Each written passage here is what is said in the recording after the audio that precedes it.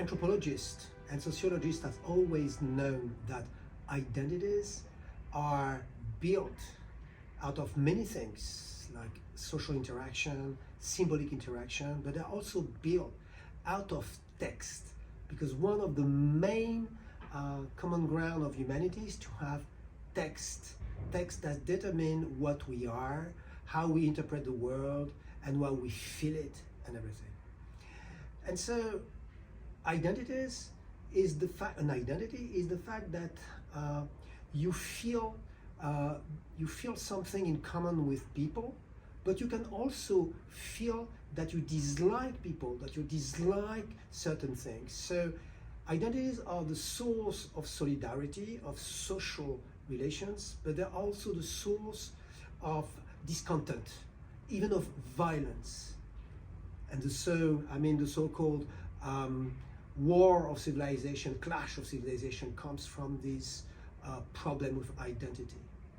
And so we have selected three kinds of texts that are the source of identities, that have been the source of identities, of human identities throughout the ages. The first kind of text are the texts that we can call mythical texts, like the Quran or the Bible in general, or other religious texts. But mythical texts are those first kind of texts that are interpreted on a very vast scale by human beings, because it's within those texts that they feel what they are, that they can identify themselves. And so we thought that we will select this kind of text. And there are a second kind of text. The second kind of text that are a little bit later in history is what we call philosophical text, like the great philosophical text. We think about, of course, Greece, the ancient Greece, but also philosophical text from other ancient civilizations, not so religious, but still seminal texts. That's texts that are at the basis of human civilization as a whole. And the third kind of text that goes a little bit later in history of civilizations, but are still seminal texts, are scientific texts. Scientific texts, like great scientific texts, like we could think about texts like something that was, written by Newton, or written by even Einstein, the latest text written by Einstein. But one of the other features of those three kind of texts is that they are referred to extensively by human beings in general, but human beings, just a very small amount of human beings have a direct access to those texts, are able to understand precisely what they mean, because sometimes they don't even have access to the language. When you think, for instance, about seminal Hinduist mythical texts, most of them are written in Sanskrit, and only the Brahman can actually read them. And if other people refer to them, they refer to them through multiple interpretations.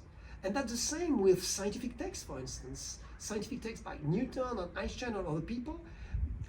Just people that are mathematicians or that are physicists, experts, can really read them directly. But those texts, they influence massively civilization, and they influence everybody on the earth, but not everybody has access to them directly. And the same also for philosophical texts. We think about the Tractatus Logico-Philosophicus by Wittgenstein. It has influenced millions of people, but a very few have access to the text itself and are able to understand what is called now the Tractatus.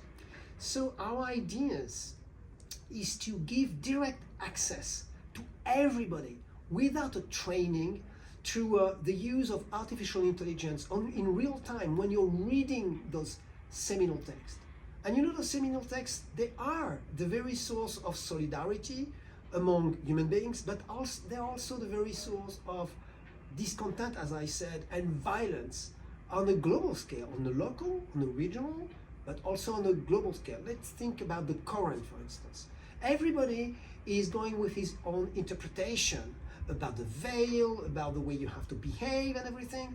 And it is the source of so many misinterpretations, so many, identity opposition, wars, and even jihadism, like violent jihadism, is also a misinterpretation of the Quran, of all that. And so we thought that if people, everybody could have access, a direct access to those texts, every line of those texts, it will increase everybody's autonomy of interpretation, and people will be less and less dependent on others' interpretation, of gurus' interpretation, of all those, on the authority of states, of institutions, of people, and they will be more and more autonomous in the way they understand their own identity.